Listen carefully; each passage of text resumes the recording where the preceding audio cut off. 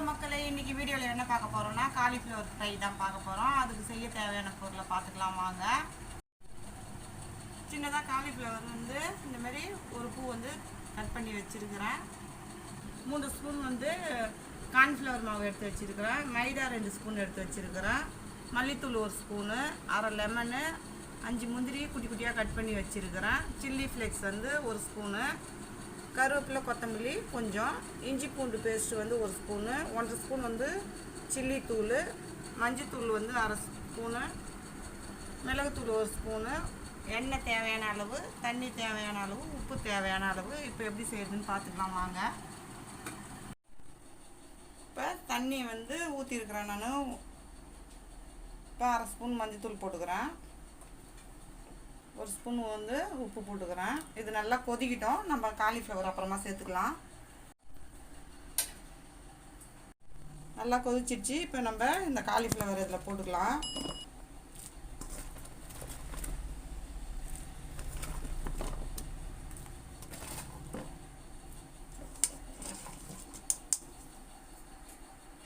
இப்போ இது ஒரு 10 நிமிஷம் போல் இதில் வேகட்டும். அப்புறமா எடுத்துக்கலாம். நம்ம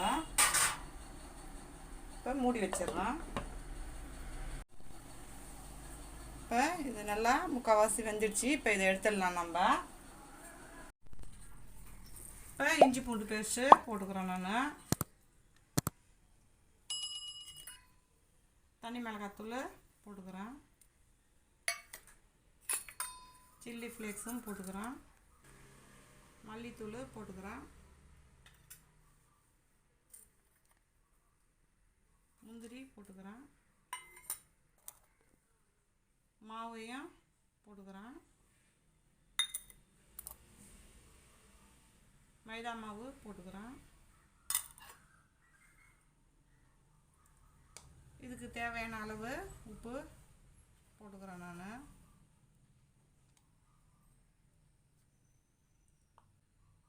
லெமன் சாறு பூஞ்சி விட்டுக்கலாம். பெப்பர் சேர்த்துக்கலாம். எல்லாத்தையும் லைட்டாக இப்போ மிக்ஸ் பண்ணிக்கலாம். நம்ம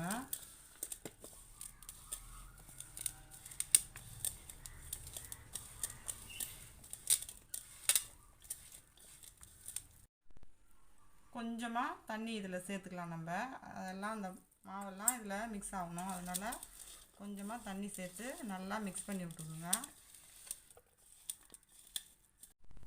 கடைசியாக கருவேப்பிலை மல்லித்தழை போட்டு மிக்ஸ் பண்ணிக்கலாம். அதில் நம்ம பொரிச்சிட்டு வந்துடலாம். அதை எண்ணெய் நல்லா காஞ்சிடுச்சு. இப்போ கொஞ்சம் கொஞ்சமாக இதை சேர்த்துக்கலாம். நம்ம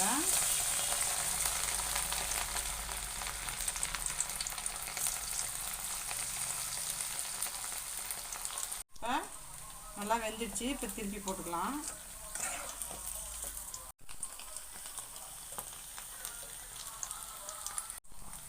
நல்லா சூப்பராக ஃப்ரை ஆகிட்டு இருக்குது.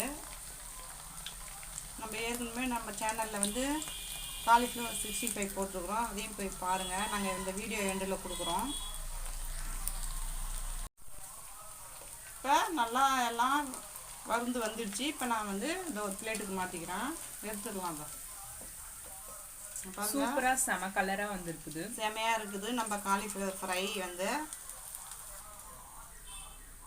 செகண்ட் பேட்ச் நம்ம போட்டுக்கலாம்.